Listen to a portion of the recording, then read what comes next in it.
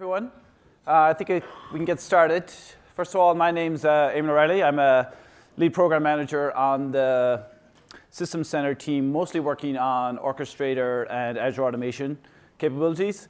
First of all, thanks a lot for coming today. I know it's early, it's 9 o'clock, but hopefully you'll get a lot out of this session.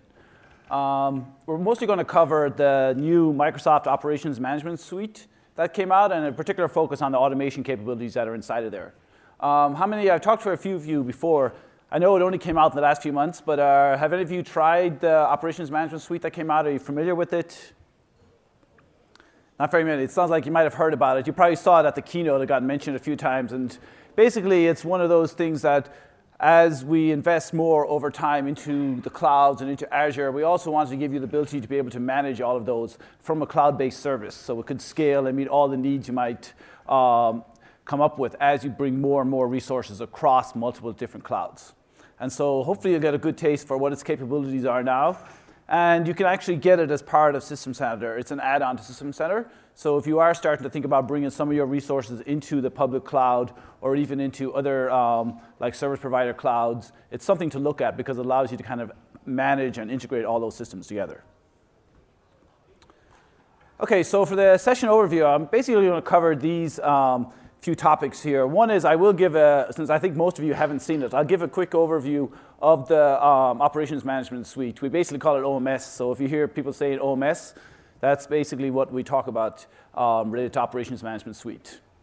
As part of that, I'm going to focus on the scenario capabilities related to automation.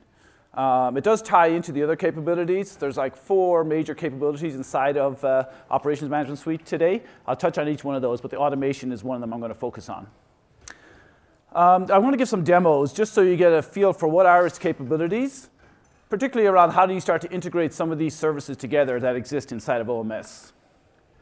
And then I'm going to give you some view into what are we working on over the next few months. The one thing that a key takeaway I would get from this is, it was a big change for us as we started to invest in cloud-based management and cloud services compared to what we traditionally do inside a System Center that we're releasing with 2016 of System Center, in that it really opened up the ability for us to innovate and release things really quickly.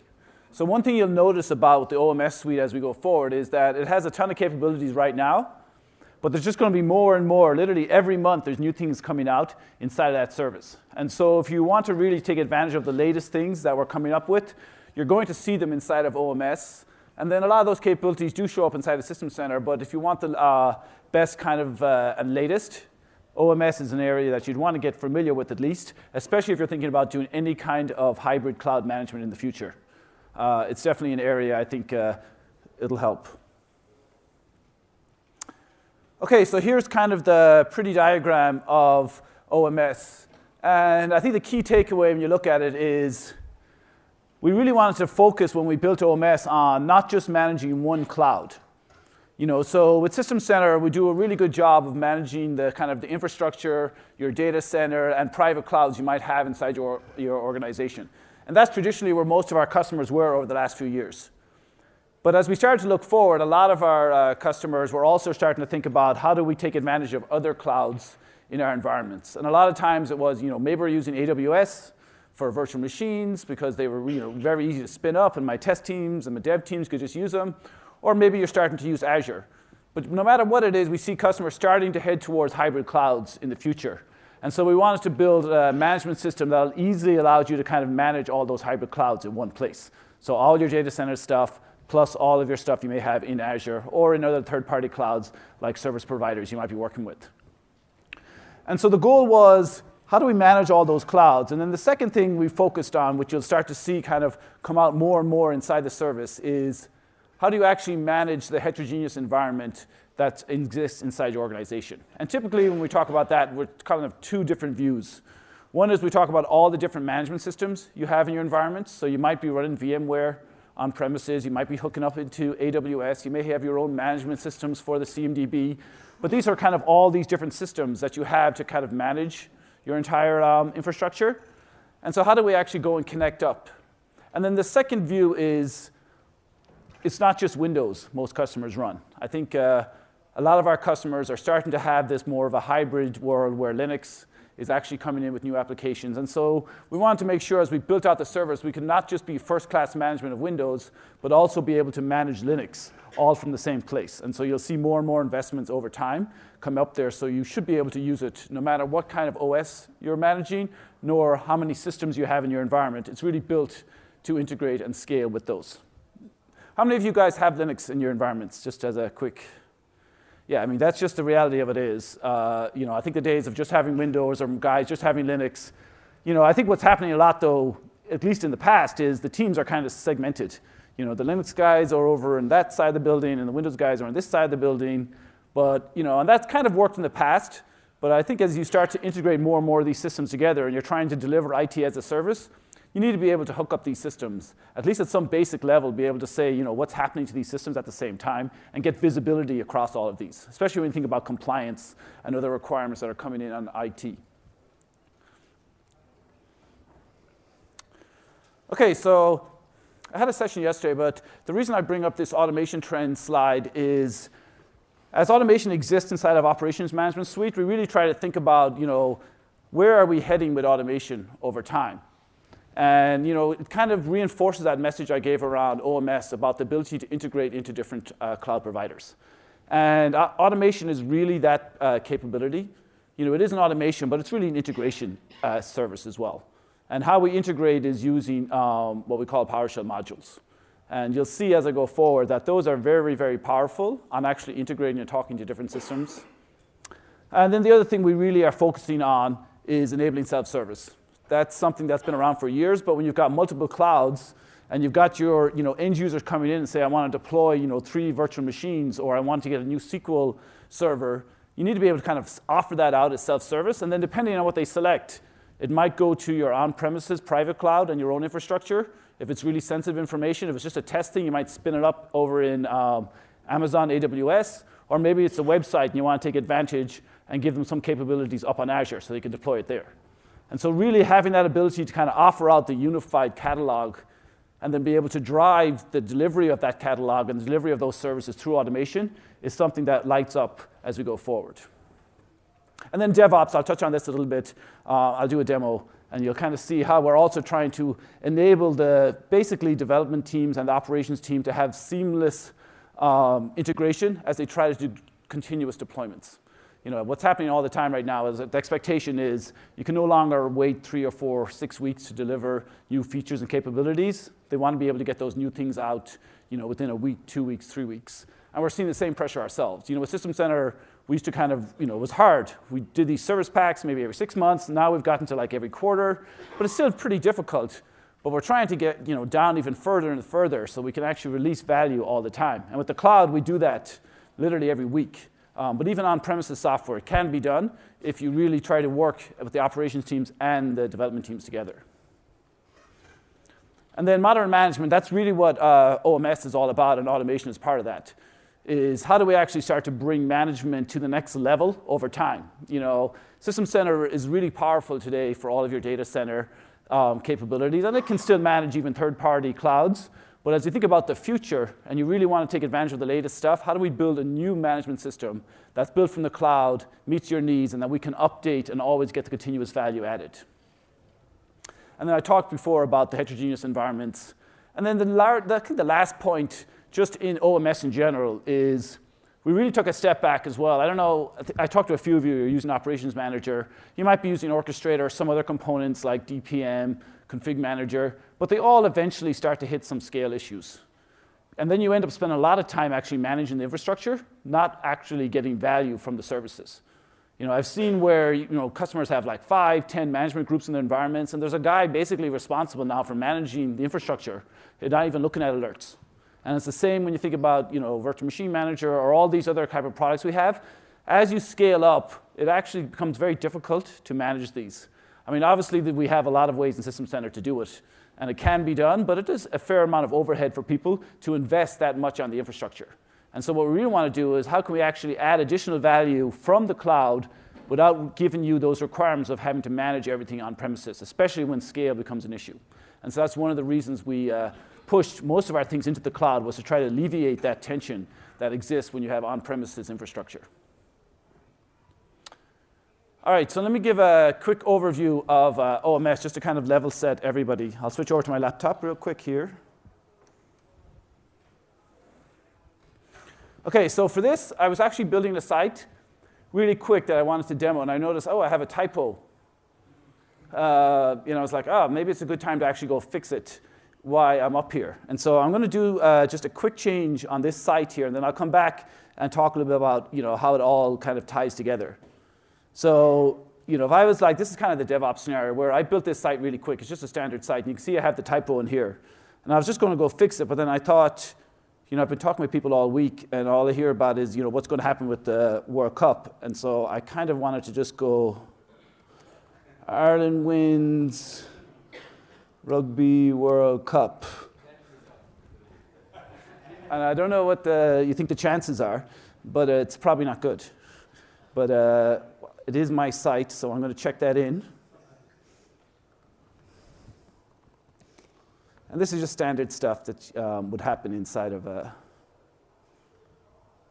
normal site. So you can see it checking in here. And then I'm just going to kick off a build. Builds. And I'll select the build I want for this. Queue it up. This is typically what even our own developers are doing a lot. And off it goes, and it's kicking off a build. And this is running up on Visual Studio. So I just want to stop for a second there. I'm going to come back. I'm not going to show any more Visual Studio, but I'll come back and just show you why it's important as we go forward. So let me switch over to actually Operations Management Suite. So if you go to Microsoft.com/OMS, this is the page you're going to get if you come over there. And it really tries to highlight the overall high-level value prop we're doing inside of OMS. And it really consists of 4 major capabilities today. I'm not going to walk through the website because you guys can do that anytime, but just so you know, we have log analytics. And it's kind of like Operations Manager where we're trying to bring all of your data together and then give you the ability to actually get insight from that data. And I'll show you how that works inside of the cloud. The automation I'm going to focus a lot on today. And then we have backup and recovery. So this is your ability to kind of back up machines in any cloud on any OS. And similarly around all of the security and compliance. So how do you do auditing? How do you get information? How do you recover if you get breached? All of that kind of security stuff is another major area of investment right now. And there's going to be more. The one thing to take away is these are the capabilities we have today. We're going to keep adding more and more over time. So you'll see the OMS suite even build up more. But you get a lot of value from what's there today. And if you're interested, I'm not going to go through, because I don't work in marketing, but there is pricing here on how you can get it. There's 2 ways. You can pay as you go, or you can get it as an add-on to System Center if you already have System Center in your organization. OK, so that's enough of the website. Here's actually what the service looks like. So all of this is running up inside of our Azure Data Center. And you can see when you first log in, what it's doing, it's giving you an overview of all of the different information that exists inside of the clouds and OSs that you're managing. I'll touch on just a few here, and then I'll drill in and kind of give you a demo. So the first one you can see pop up is I have alert management. And so what's happening here is all of the alerts that you get from Operations Manager, we can actually suck those into OMS, the service, and then they're available for you in here to drill in, and I'll show you how that works. Similarly with your malware, you can actually determine for all the servers which ones have issues. This is the automation account I'm going to drill into. It just shows you have an automation account linked up into OMS and how many runbooks and jobs you currently have. Similarly with backup, I don't have site recovery in here, but it's just another view. You can get change tracking, capacity planning, configuration assessment, SQL assessment, system update assessment. There's just a bunch of different views and capabilities that you get. And the reason most of these exist is because we've actually brought in all of the raw data into the service. That's where you get the power. Once you have the data, insights actually open up on top of that. And that's really at its fundamental what OMS offers just from the log analytics. And that's the place a lot of times I would start with. Because it's very easy. You just point to all of your different environments. You suck all that data in. And then it's amazing how much insight you can get out of the box just by bringing that data in. And if I wanted to, you can just drill into any one of these. So I will drill into the alerts, just so people are probably the most familiar with Operations Manager. But this brings in all of your alerts automatically from Operations Manager. So you can see I have a website down. And if I wanted to drill in, I could actually just keep drilling in. And eventually, you're going to get to the basic search. And search, at the end of the day, is everything you saw from all those views. It's all built on search. Because you have all this data, then you create search queries, and then those bubble up to those top-level views. And here you can see the search is basically has alert name equals IIS website, and I can keep drilling in and get information out of this. So that's basically how OMS at the top level looks like. I'm going to do one quick thing and drill into the automation just so you can get a view of it. So if I click into automation, it basically just has a very basic view right now. We are kind of updating this to have a lot more information, and you'll see this roll out. But for now, it just gives you a very simple view of how many runbooks and how many jobs you have. And then when you click on Manage, it basically brings you over at the moment to the full Azure new portal. Because the automation service currently lives inside of the new portal, not the existing one. And so it brings you over here to do all of your automation inside of here. So you can see the same runbooks and my jobs. I'll just give a quick tour just of this space, and then I'll come back and actually show a real-world demo. But at the top level, have people, I think I asked, I had a session yesterday, but I don't think many have played with OMS. Has anybody played with any of our Azure automation pieces? No. Well, if you haven't, it's awesome. I encourage everyone to go and try it. Again, the nice thing about it is, even with OMS, there's a free trial. So you can sign up straight away, and you can actually get a certain amount of data you can bring in. You can do some backups. You can do some site recovery. But you also get 500 free minutes every month of automation. So if you want to go back and say, well, I don't know if this is really for me, you can actually just sign up for the trial and just start actually using it, bring in some data, do some automation, and then you'll see. And if it really makes sense, then you can actually say, well, how can I scale it out for my bigger environment? It's very easy to get a POC going related to this. But basically how automation works, it's not particularly complicated, but it's built on the idea that as things because scale becomes important and repetitive tasks you're trying to eliminate and you're trying to offer out self-service, the only way to do that is actually to automate the tasks. I think we've all known this for years. It's just, a lot of times it was difficult because we didn't know what the processes were, or maybe it wasn't needed because we didn't change our environments that much and things were pretty static. But I think the days with a lot of virtual machines getting spun up and spun down and VM sprawl, and then containers are coming. We're going to have container sprawl. Now we have cloud sprawl. Like all of this stuff is actually making it very difficult to manage. And so if you don't actually put some automation and put some constraints around this, it is going to get unwieldy. Even if you're a relatively small organization, it's going to get to a point where you really can't automate and manage everything unless you invest some time in scripting and actually the orchestration of all these things. So at a high level, we have runbooks. So this is all of your scripts. I'll go into them in a second. We have assets. And so our assets basically consist, I'll click on them just so you can see, but they consist of 4 things. You can schedule all of your automation on when you need to. We have modules. So I talked about PowerShell modules briefly before, but PowerShell modules give you the ability to integrate and talk to systems. I think most of you familiar with PowerShell are familiar with PowerShell modules. They're really powerful on Windows, but we've seen a lot of our partners and a lot of our cloud providers actually offering out PowerShell modules too. So if you're using Amazon, there's actually a really powerful AWS module. It has like over 700 commandlets. You can import that thing directly into our service, and now you can fully manage Amazon. Literally every single thing about EC2 and all the Amazon services from here, just using their module. And similarly with VMware. VMware's got a really powerful module. You can actually manage all of vCenter, all of VMware, using their module inside of the service. So it doesn't really matter. And then obviously the hardware vendors and everybody else, they're invested in modules and PowerShell and WMI. All that stuff's available inside the service. Jobs are kind of self-explanatory. These are all the automation jobs that have run. Hybrid workers. I'll talk a little bit more of this in the future, but this gives us the ability to actually manage on premises. So when we first launched Azure Automation, it was really designed just to manage Azure or maybe public-facing clouds like Amazon. But with the addition of the hybrid workers that just came out in the last few months, we now have the ability to actually connect into your data center as well and do all of your automation from one place. Desired state configuration. Anyone done anything with PowerShell DSC?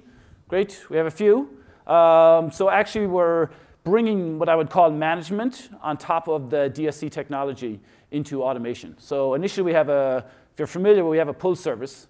If you're not familiar with configuration, I'll talk a little bit later on just to give you an overview. It is kind of a new technology, but again, it's one of those that if you're not familiar with, but you're really trying to say, how do I actually get all my machines deployed and configured correctly?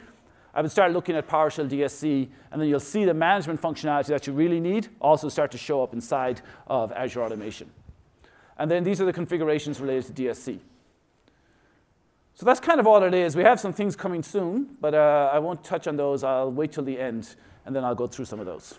All right, let me jump back and keep an eye on time so I don't go over. OK, switch back to 5.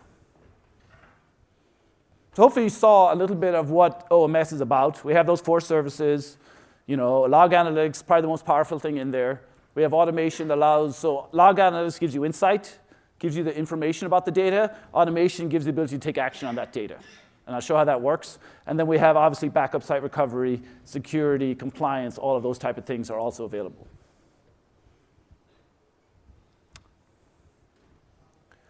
OK, so some of the scenarios. This is a similar slide, but it's kind of interesting that all of the capabilities that you would traditionally do inside of your data center, they really apply even as you start to go into different clouds.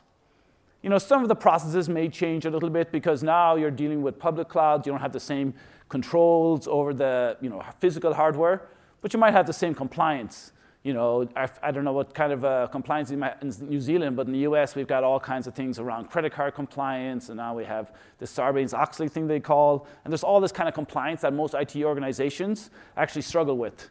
And a lot of that is because they really need to know what's happening inside their environment. And you don't know that unless you actually put management on top of it.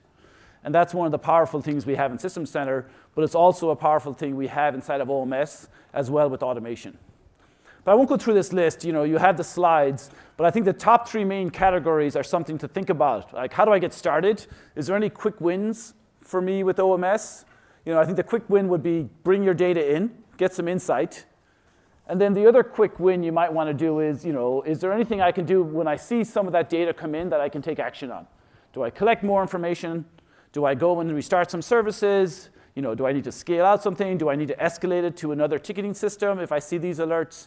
Those are kind of cheap wins that you can do to actually start to show some value. And then you can obviously extend that and really start to get into like patched orchestration. I bet that's a problem for most of you. How do you orchestrate patches between everything? Even if you're using SCCM, it's really difficult, especially on the data center side. That's where automation can really play a role. But there's a whole set of scenarios and capabilities. I wouldn't try to bite them off all at once. Just start with one, prove it out, get familiar with the service, and then it's very easy to add on and build up from there. OK, so what's our goal with OMS, and particularly around automation? What we'd like to get to, and I think we're actually pretty far along there right now, is have one automation solution that actually meets your needs no matter where you're trying to manage. That is our goal, and we're very close, I would say, right now with what we have out there. But it still only came out in the last few months, so we'd really like some feedback on it. But it gives you the ability to actually manage completely everything from your data center side to your public clouds to clouds hosted in service providers. And the nice thing is we've been working in this space for quite a while. We shipped Orchestrator back in 2012. And so we've been kind of working on it for a couple of years before then when we did an acquisition. And so it's been this 5 or 6 years we've been working on Orchestrator and all of the automation capabilities in System Center. And then we've been working on PowerShell for a long, long time. And so when you bring both of those together, we actually have a lot of experience on what does it take to really manage at scale, automate all of your tasks, integrate all your systems. And so we brought most of that knowledge over, and we've actually tried to deliver that inside of Operations Management Suite with automation.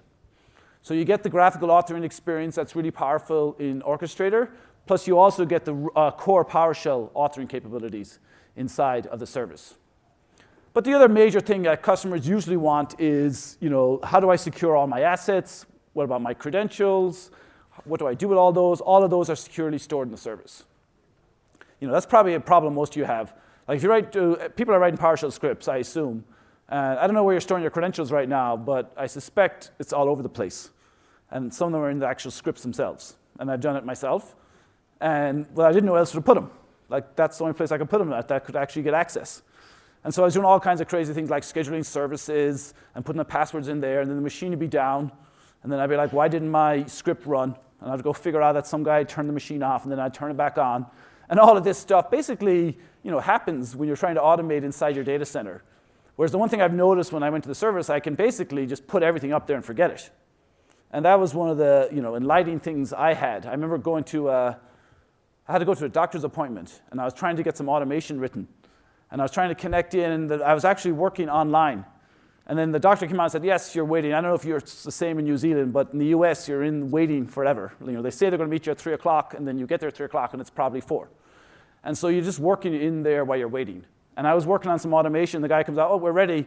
And I was like, oh, I didn't really, save everything. Normally, how do I shut down? How do I get back? And because it was all in the cloud, it was just literally in the browser. I just literally shut my laptop down. I went into the doctor's appointment, came back up, brought it up again, and it was all there. There was none of the connectivity. There was no worrying about if the machine was going to be there. All of that was just instantly on. And to me, that was one of the things that really enlightened me about, as I moved to the cloud and as I moved management to the cloud, it's just some of the stuff to become so simple because I'm no longer worried about the infrastructure associated with it. Okay, so I'm going to jump back. I know I briefly touched on the portal, but I want to go through a little bit more of the portal just so you guys get familiar with it. So if you do go back after this and you're like, what are all these runbooks? What's going on over here? Hopefully you'll have a good understanding by the end of this session that you can actually go and try. Literally sign up for this. I would sign up today. If you have like an account, any kind of a Live ID account, you literally could hit microsoft.com/OMS and sign up. Or you could just go to the Azure portal, sign up right there, and automation's available for you, and you have free 500 minutes. Okay, so here's what we have in the portal. So I talked a little about central management. This allows you to kind of centrally manage all of your assets. And the goal around these assets, it's not like we're trying to store everything in assets. What we're trying to do is remove the hard coding out of your automation. So the goal really is, as you build up these automation, you want to make them reusable. And so you may have some automation scripts that copy files from one location to another, but maybe they zip them up before they land them on the destination. That could be a standard thing you do. But you don't want to fix that script. You want to basically be able to pass in the parameters into the script so it can actually do it independent of what files they are or maybe what share they're on or what destination they're on. And so our overall goal with these assets is you store all of the stuff you would normally hard code into the script up into our central store. And then during the actual runtime of that runbook, the script, it will actually pull the data down at runtime. And it becomes very powerful because maybe their destination server is down. But then all you have to do is update that one asset variable. When you actually run it, it'll actually point to a new server, and off you go. You never had to go and modify any of the scripts. Same with your credentials. If you store the credentials as an asset, then when you run it, and maybe the password's about to expire, you change it in one place, and now all of your runbooks, all of your scripts just automatically keep on working. And so this really our goal is with the assets is to remove any dependencies or any hard coding you would put into the scripts. Obviously, we have a scheduler. You can try this out. You can run things hourly, daily. Just allows you to kind of, if you have standard tasks you do at midnight, you can just put these in and forget them. And it's actually the most powerful thing we have customers doing today. For very simple tasks, but they get a lot of value. You don't have to do complicated stuff to get value. You can do something very simple, and you still get tremendous value. The other part we have in there is textual. I'll show some of these in a second. So from a textual authoring standpoint, so today we support authoring two different ways.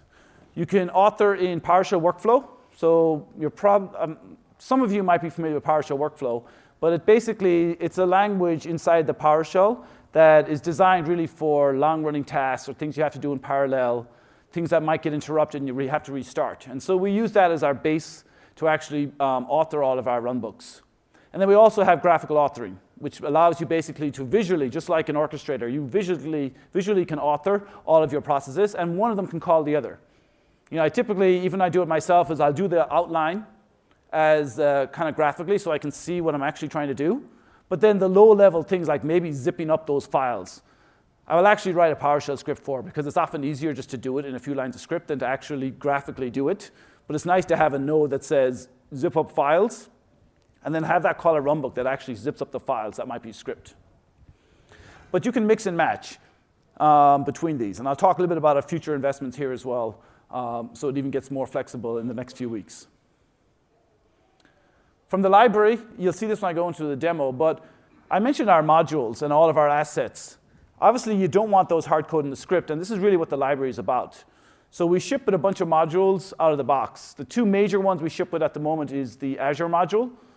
If you're familiar with doing anything in Azure, there's a kind of like that AWS module. There's an Azure module that has a few hundred commandlets as well. And it basically allows you to do every kind of management task you would want to do on top of Azure. And so we ship that in the service. And then we also ship an SSH one. And so if you want to do anything inside of Linux machines or any SSH host, you can use our SSH module, remote in using SSH, run the script, get the results, and continue on with your tasks. And so those are the two we ship out of the box. But the real powerful thing is you can actually import any module you want into our service. There are some constraints around it that you can read on our blogs. But generally, you can import any module into our service, and then you can use that module to actually integrate and talk to other systems. I'm going to show you a little bit of the graphical modeling. This thing is even brand new. The PowerShell workflow scripts we started with, and so those are actually pretty hardened and work well. The graphical authoring just came out. But I think you'll get a good feel of the direction we're going. There's a lot more investments happening in this, but it does give you a sense of where it is. But there is work that we're doing. This is in beta, I would phrase it as. But it starts to open up a lot of automation processes that were kind of difficult in scripts to see what was going on. Whereas graphically, you're focusing more on, how do I work on the data and what am I trying to accomplish, and not on how I'm trying to accomplish it. And I think that's one way to look at graphical over textual. You lose a little bit of the power and the flexibility PowerShell gives you, but you gain a lot of just how do I easily connect up systems and how do I focus on data and not on the actual tasks.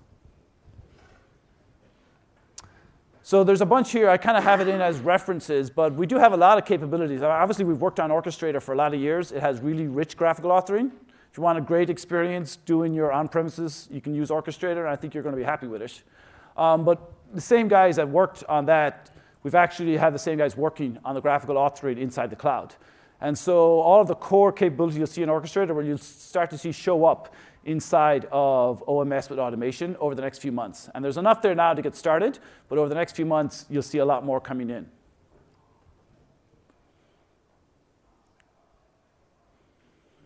Okay, I'm going to jump back and kind of go a little bit deeper into the demo, and then you'll start to see some of those concepts I talked about as I go through, and you get a feel for what it can do.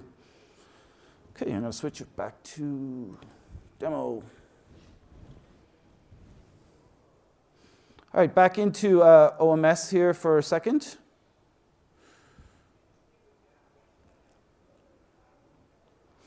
There it comes. So I could do a bunch of different things here, but I'm going to focus on one thing just to give you some idea of what's possible. But you'll see this, it's a generic type of solution that could work for anything. If you went home today, you could try this yourselves. But I clicked into one of these tiles, and I saw alerts here, and I can see that, alert website is unavailable, IIS web server is unavailable. And if I click in here, I can actually get a good view of what's going on. So I can see that a web server is not available. If I show more, I can see it's basically my on-premises environment. I have a service management automation machine, and I turned off the web service just so I can get some alerts. But actually, that's all I did, and they got picked up by Operations Manager, and now they float up here. But you can see here, you can just keep on drilling in, and it's really powerful stuff that you can actually do. I just literally was just clicking around, and you can drill into data. But let's say this gives me insight. Now I can see what's going on in my environment, and I have all the data. But what happens if I want to take potentially some action on that? So that's where automation at the moment can also kick in. So I literally can just copy this query up here, and I'm going to switch over into automation. Hopefully I'll just reload.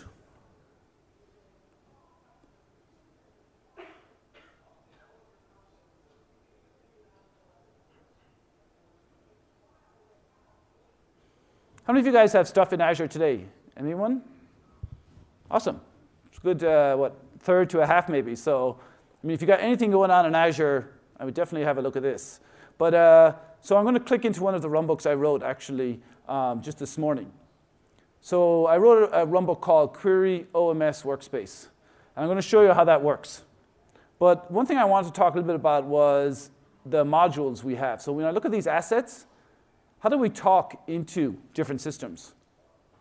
So you can see here from the modules I actually have all these modules I import into the system. So as you know, we only shipped with a few out of the box. But I actually have a ton more inside of my environment because I imported these in. And one of those is actually the ability to talk into Operations Management Suite. And there's a module you can go up. I wrote this module myself. It's just a wrapper around the OMS interface, but it literally took like a couple of hours. You guys could do the same. But it is up on the web, and someone did post a blog post about this if you're interested in using it. But you basically just had two commandlets I wrote, get OMS workspace and then search OMS. And so these are two commandlets that I actually wrote and imported into my system so I could talk to OMS. So if I go back to my account and I look at my runbooks,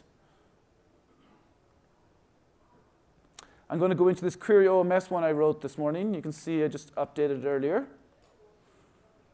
And I'm going to go to edit. And so this is basically our authoring experience we have inside here. You can also author inside PowerShell ISE and import it into the system. But if you want to do it inside of the service, you also can. And you get some nice IntelliSense and some other capabilities. Not everything the ISE. So I think if you went full-time, you'd probably use the ISE for most things and then fix them up in here. But it does give you the flexibility to do both. But you can see it's pretty basic stuff. So the first thing I'm doing is I'm basically getting the connection into Azure because I want to be able to connect into Azure. Basically how OMS works is you have to authenticate, and so I need credentials. And those assets are stored in an asset called Azure Connection. And if I looked over here, you would actually see, what these connections are. They're inside of here. And here's Azure Connection. And the nice thing, if you wanted to use it, you can just right-click, add to canvas, and it's there. And then you can just assign it to a variable, and you're ready to go. So you'll spend quite a bit of time kind of setting up your assets. And then when you get into your scripts, you're just using assets. And so I use the connection one. Then I get my OMS connection. I need the token. So how do I actually authenticate? So I get my token, and I call this commandlet. There's an Azure AD module that says, well, if you give me the connections into AD with the username and password, I'll give you back a token. And so that's what that does. What subscription am I working on? I've hard-coded this in here. And then when I wrote a query, I was actually looking, I just wrote this query. This is directly copy and paste from OMS, but I'm going to change it.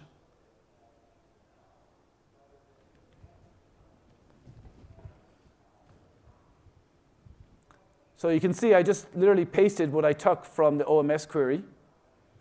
And then I'm going to search. So that's that commandlet I wrote, search OMS. I give it the token so it can authenticate. The query I want to run, which is this one. And my connection. So what's the connection into OMS? And I can show you those inside the module. And then I just jump out the results. So from a testing experience, I can click on test. And you can see I ran this one earlier. And it was a different thing I was looking for. I was looking for IAS stuff. But you can see it just spit out everything related to IAS. And here's where we have the ability to run it on Azure or run it in a hybrid worker. And so if you have hybrid workers registered in your environment, which I do, you actually now have the ability to say, I don't want to run this in Azure. I want to run this on premises. And so maybe I'm actually doing a query that says, I want a query for all my machines that are running inside my data center. You now can actually say, OK, I'm going to target those hybrid workers in my data center for this runbook, and it's going to run inside your data center. Or I want to target everything in Azure, then maybe you'll run it from Azure. Or any other public one, maybe you run it in Azure against AWS or any of those others. But now you have the ability to basically say, I want to run it on premises or run it in Azure. And so this one, obviously, since it's, I can just run it in Azure, and I'll click Start, and away it goes. OK, I'm going to jump out of here and maybe come back at the end, because I want to make sure I can get through the last few slides, and then you'll see, hopefully, the results. Hopefully it gives you a feel for the authoring. It's actually very straightforward. And I'll show you a little bit of graphical if I have time here in a couple of minutes.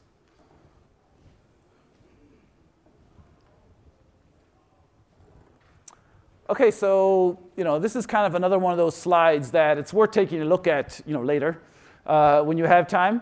But it really kind of sets up what does Azure Automation offer inside of OMS. And I talked a little bit along the way about these core tenets of on-premises in the cloud, integration across systems. It's really powerful from that perspective. All of the workflow capabilities you saw in there, desired state configuration is coming in. We have graphical and PowerShell. And then obviously we do Windows and Linux. So these are kind of the core top-level value prop you have inside of what features we offer. And then the top-level scenarios are what you're going to want to build out. And there is things coming that's going to make that easier for you. Over on the right, you can see our core capabilities on how we build these things out. So I talked a little bit about, what's the power of automation? We ship a lot of stuff out of the box, like we have the Azure ones. But the real power you saw there was when you start to bring in modules from other systems into our service to allow you to integrate up. And so typically, I don't know if you're familiar with PowerShellGallery.com. There's a new PowerShell gallery that launched. And we've been working from Microsoft with most of our partners, most of the OEMs, to actually get the modules up into the PowerShell gallery. And then with the latest version of PowerShell, you can actually pull in all those modules directly into your machine that you need them. But we're also going to be able to pull them directly into Azure Automation. And if you actually go to PowerShellGallery.com today, there's actually a button that says Deploy to Azure Automation. And any module that's up there, you can click on that button, and it's going to import it inside of here. And so if you want to go play with the Amazon one, just search for Amazon, click Deploy into your automation account, and you're going to get the AWS one in there, and you can start turning some machines off or doing whatever you want against. But the same for any other system you have. Even OEM systems like hardware, storage, it doesn't really matter. You can manage them. I think we're still working with the VMware one as well. I think at the moment it's not a contained module, but we're working with them so it can actually show up in the PowerShell gallery as well. But the other one is you can just write your own. So you saw me, I wrote one to actually connect into OMS because there wasn't one that just came out. And so I literally just wrote a module, and I just wrote it in PowerShell. And all it does is basically call HTTP requests against OMS because they have an API interface. And so I just wrapped that so it's a little more friendly as a module, import in that system, and now I can talk to them and do whatever I want. And so you too can do the same. You can do it yourself if you're familiar with PowerShell. If you have any development teams in your organization, they could write up these to talk to any system you have. You may have your own custom CMDB that as part of your end-to-end processes. You can actually just author a module on top of that, import it to the system, and now that can actually play a part in your larger system processes you're building. Okay, so here's our hybrid overview. There's a lot of blog documentation. We spent quite a bit of time on this hybrid because it was one of the biggest asks we had when we first launched automation as part of OMS, and even by itself, was you guys are doing awesome in managing Azure and other clouds, but we need to be able to connect into on-premises because that's where a lot of our ticketing systems are, our troubleshooting systems, our CMDB, our self-service systems. When are you going to make it easy? And so now with the hybrid workers, you can actually do that very easily. So you can connect to all your on-premises systems, plus you can manage everything. I actually have some demos where I actually manage like Virtual Machine Manager and Hyper-V, all of the vCenter, all that stuff from the cloud. You may not always want to do that, but it is available to you if you want to do it. So here's some of the services. I talked a bit about the PowerShell Gallery, and here's kind of a list of things you might be interested in. I talked to someone earlier who's doing a bunch with Office 365, and so maybe you want to integrate and automate some of your Office 365 tasks. Like maybe you're spinning up some SharePoint environments for your end users. Maybe you're adding new users for access to mailboxes. A bunch of things you might want to be automating that typically you'd have to manually do. So if you're looking at any of these kind of end-to-end systems, not just the infrastructure ones, but services that might be running in the cloud, you can actually figure out, write down what are the process, and then you can literally automate it in PowerShell. And most of these you could probably automate, get something working in just a couple hours, and then once you validate it, you can get the value out of it, you can harden it up within a day. And you'd actually have that thing in your library, everybody can use it, and it's just every time something happens, it just runs. And that's really the value of automation. There's a whole list there. I won't go through them, but literally there's hundreds of them.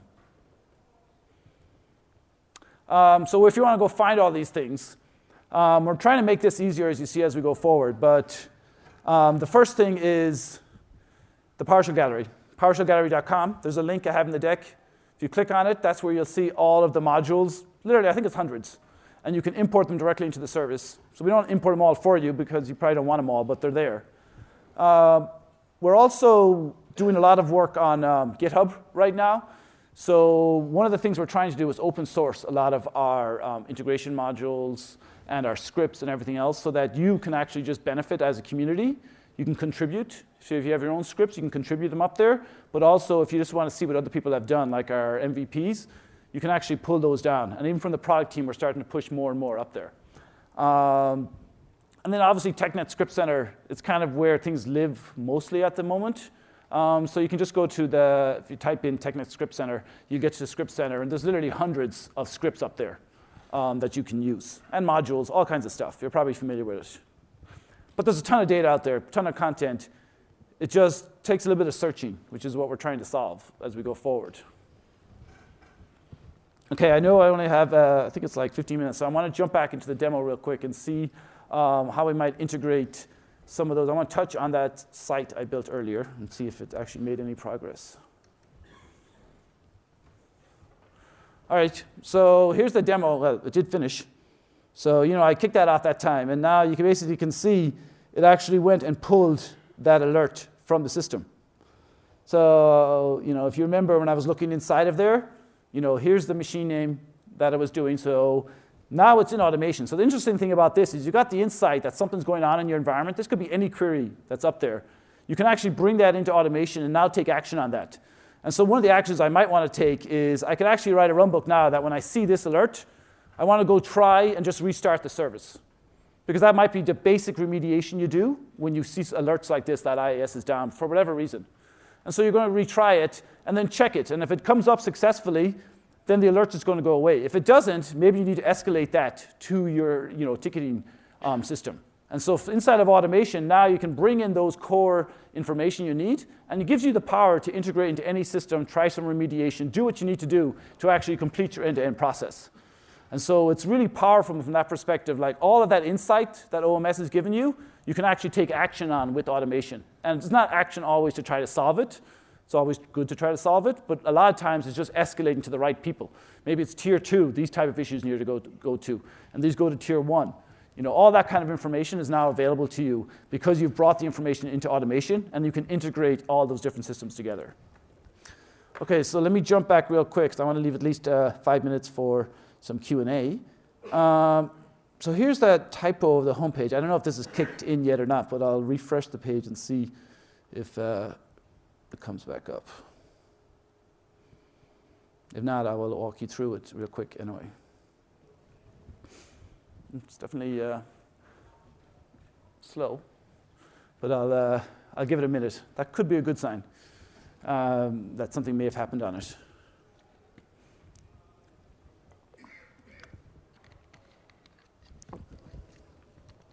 Well, while I'm waiting for it, I'm going to actually show you what happened in the back, and then I'll click back here and see if it actually refreshed. Okay, so, no, it refreshed. Okay, so you saw that when I kicked this off. I actually made some quick changes, like I was the dev, and I pushed this up to a build and checked in. And suddenly, I haven't done any work. I've just been talking for the last while. But it actually comes up automatically on the VM that's running in Azure, and the web page got updated and everything else. So that's kind of awesome, and Visual Studio does a really good job of, like, if you were just a dev and you wanted to do that end-to-end. But what happens if you're actually part of IT and you're trying to actually enforce some policies and compliance and do the right thing so that if something goes wrong, you could actually do something with this later, like back it up maybe, or figure out if the right certificates are installed there. What are the secrets you want to use that your developers aren't allowed to use? All of that can actually be done. I'll show you how it's done here. But you still, from the developer stand, they still got what they wanted. They checked in something, and the site just updated automatically. So let me just show you real quick how that actually works. There's some deeper sessions that are online and some blogs, but it'll give you a quick view into how things work. So I mentioned earlier this new thing we have called desired state configuration. It's starting to show up inside of the service today, and it's actually usable. You just saw it there. But how it works is you write things called configuration. So most of you are probably used to deploying virtual machines using scripts like PowerShell or PowerShell workflow. And you would say, deploy the machine out, then enable IIS, turn on some ports, copy some files over. That's typically what you do. The idea behind configuration is you kind of state what you want the end result to be, and you state it using this configuration file, and then the actual service itself or the agent says, okay, that's what you want, I can enforce that. And it will do it automatically. And if somebody changes something, it will actually go and update it automatically. And so here you can see this configuration. I won't go through it because you can read it online. But you can see I'm enabling, here's my node. So I have an Ignite node. It's basically the server. I'm enabling IIS on it, enabling ASP, the management tools. I want to make sure that this new website called Ignite is up. So the web content, I want to make sure if somebody changes the web content like I just did, I want it to get updated automatically. So you can see I set the modified date, so that will pick up new content. The other interesting thing here is I had this operational insight package. And so if you remember, once I brought this machine up, I might want to get some insights and bring that into OMS.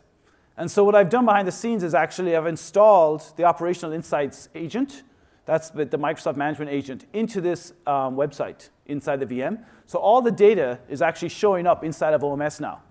So when I did that deployment, you got the end-to-end without doing any work, but you've actually added management functionality. You now have insight into what's going inside that virtual machine. Plus, you have all the configurations. So you can state directly here, like maybe you have a certificate that you use that the developers don't have to access SSL, because you have to get it signed and then get deployed, or you've got some secrets, or you're going to back it up, because it's an important website. All of that can be done through this configuration and through automation. So the only thing I'm going to jump in here real quick is, I'm not going to go through all the details of it, but you get the idea. So if I went back here to my runbooks and I showed you a jobs, just overall jobs, you'll probably see this invoke new VS build just happened there, 2:30, 5 hours ago up in Seattle, but it literally happened while I was talking. And what this thing did was it actually got called automatically from Visual Studio Build environment. So we have a webhook feature. If you're interested in webhooks, we have one inside of automation that says, if an event happens over here, you can actually call automation automatically when that event happens. And a lot of systems are starting to support what they're called service hooks or webhooks. It's basically so you don't have to poll the systems. They will actually send you the data when an event happens. But that's what I've hooked up. A ton of different services are starting to add these out. It's kind of a new thing, but we do support webhooks. And it just goes and calls invoke new VS build. And what I do is I actually get the build from Visual Studio. I can apply a bunch of changes on it. And then I deploy it, make it available for the configuration. And then that DSC configuration sees the modified time has changed and automatically pulls up everything. And so all of this is done through automation, through management. And once you get it set up, it's just brain dead. I could spin up 50 more of these things literally in about a minute, because it's the exact same configuration. Every website's the same way. I want all the builds, all the websites to get deployed on all of them. So it just gives you that kind of management that would actually be very complicated in the past, but now you can really build out pretty sophisticated scenarios, relatively easy actually. But I wouldn't start with this one. But if you are interested in it, there is some blog posts that I'm writing on how to do this. Okay, so I'm going to jump back here and just give us a couple of minutes and finish up the content.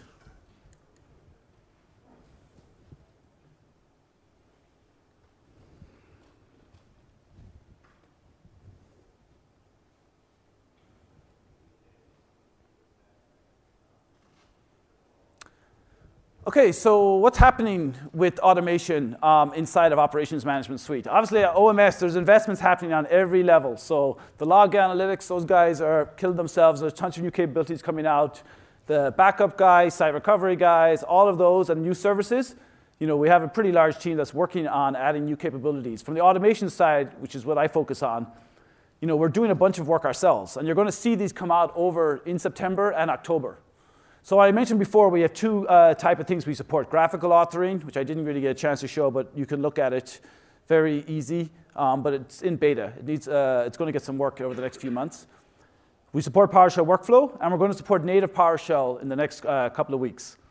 And so if you're not familiar between the differences, there are differences, and you would run into them pretty quickly. So if you don't need PowerShell workflow, you probably aren't going to use it. But if you really need it, it's there, and it's good for long-running tasks. But we're going to support just native PowerShell literally in the next couple of weeks, which I think will simplify a lot of your lives. Role-based access control. I won't go into the details of that, but you guys probably know what that is and why it's important. And so inside of our service, you can actually apply different roles. And we've introduced a new role ourselves for automation called the operator role. And this allows you, maybe you're the admin that's going to do all the credentials and all the management and build all the runbooks. But then you just want your end users to be able to execute them. So that would be an operator role. So they can't get access to your stuff. They can't change it, get access to your credentials. But they still can run that thing. So maybe they're a new user onboarding. They just run it. And they can do it from there. The whole gallery. You saw kind of our gallery. We have a lot of content, tons of content out there. But it's not the easiest to find. And so we're bringing all of that content into the experience inside of a gallery in the service. You saw source controls coming up. It becomes important as you start to build out, maybe dozens or hundreds and hundreds of these scripts. Sometimes it's difficult to track who did what and what changes. by kind of enabling integration with source control, it can simplify your lives longer term. You don't have to start there, but it's something to keep an eye on as you get more sophisticated, and it will be lighting up. And then integration with other services. So if you're familiar with Azure, which just looks like a lot of you are, they have this alerting service today that if something happens on any of your different services, you can get an alert. And today, when you get an alert, it basically says, send me an email. It's the only option they have. We're also going to have the ability to say, kick off this automation. And then the automation might go do some remediation, then some escalation. And so that'll make it a lot easier just to manage all of your Azure services, no matter what they are, using that feature. And some other things we're doing with virtual machines. OK, so I think we've only got like the 5 minutes left, so I think this is my last slide. But I think the key takeaways from here is, OMS gives you that insight. And the real beauty of it is you just have these agents, and the logs just show up. And I think if you tried it, if you went out and tried it, you'd be quite amazed on the type of visibility you can get once you get all this log information into your the service. And what it really powerful is, it gives you correlation across all these things. So you might want to say, my app is running slow, but is there something going on with the SQL server at the time, or is the network bad? And so now you can actually query across all these different sources and be able to get a real view into what's happening inside your infrastructure. And all that's possible because now we've aggregated all the data and given you rich search across all the data. And you can save the searches, do tons of stuff in there. The other thing from an automation standpoint is our goal longer term is we're just going to have the one automation solution if you're starting to do hybrid management. Once you're ready, we know if you're going to just do on-premises today, you're probably going to use Orchestrator SMA. We have a bunch of tooling to help move you to the cloud as you start to go towards hybrid. But if you do go towards hybrid, we want to start thinking about OMS and automation, how you bring your existing investments you have in PowerShell, service management automation, Orchestrator, over into this one unified solution inside of OMS. And then obviously, you saw me touch on little pieces. You basically can do anything you need. Obviously, it takes some work, the more complicated. But I would take a step back and really say, OK, what am I doing in my organization that I probably should be automating? What additional value could I offer out to my end users if I could integrate these systems together and automate them? And so that's one way to think about OMS and think about automation as you go forward. And please try it out. It's literally a free trial. You can just sign up, get some quick value. And if you have some feedback, there's a feedback button there that you can give us directly. And literally, you saw the changes we're doing over the next month or two. Every 2 or 3 weeks, we're adding more capabilities, mostly based on feedback we're getting from customers. OK, so that's the end of the session. I think we have 2 or 3 minutes left. I don't know if we can take some questions, but you guys might be running to another session too. But I will be in the hub later on, and I had a session yesterday.